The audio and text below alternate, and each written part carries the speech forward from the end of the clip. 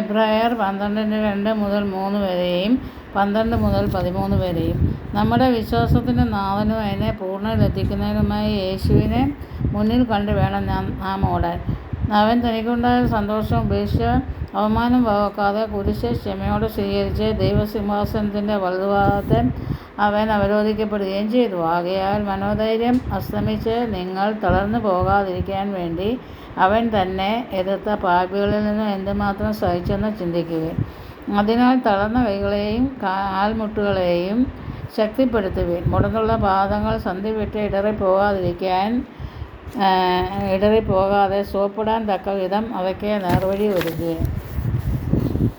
യേശുവിനെ മുന്നിൽ കണ്ടു വേണം നമ്മൾ ഓടാൻ. നമ്മൾ ഓരോരുത്തരും ഇപ്പോൾ ഓട്ടക്കളത്തിലാണ്. തനിക്കുണ്ടായിരുന്ന സന്തോഷം ഉപേക്ഷിച്ച് അപമാനം വകവയ്ക്കാതെയാണ് കർത്താവ് കുരിശ് ക്ഷമയോടെ ചുമന്നത്. വിശ്വാസ ജീവിതത്തിലുണ്ടാകുന്ന പ്രതിസന്ധികളെ തരണം ചെയ്ത് തളർന്നു പോകാതെ ഓട്ടത്തിൽ മുന്നോട്ട് ഓടാൻ കഴിയണം. തളർന്ന കാൽമുട്ടുകളെയും കൈകളെയും ശക്തിപ്പെടുത്തി കർത്താവിൻ്റെ പാത പിന്തുടർന്ന് വിശുദ്ധിയിൽ എത്തിച്ചേരാൻ കഴിയണം. മുടന്തുള്ള പാദങ്ങൾ സന്ധി വിട്ടു പോകാതെ നേർപാതയിലൂടെ ഓടിയാൽ പെട്ടെന്ന് ലക്ഷ്യസ്ഥാനത്തെത്താം. ഇടവഴികളിൽ പോരാട്ടം ഉണ്ടാവും. വളഞ്ഞ വഴിയിൽ ശത്രുക്കൾ പതിയിരിക്കും. വഴി നേരെയാക്കിയാൽ ശത്രുവിൻ്റെ പോരാട്ടം ഉണ്ടാവുകയില്ല. ലക്ഷ്യം യേശുവാണ്. യേശുവിൽ ശ്രദ്ധ കേന്ദ്രീകരിച്ച് ഓടി പാപവും ഭാരവുമെല്ലാം തരണം ചെയ്ത് യേശുവിനെ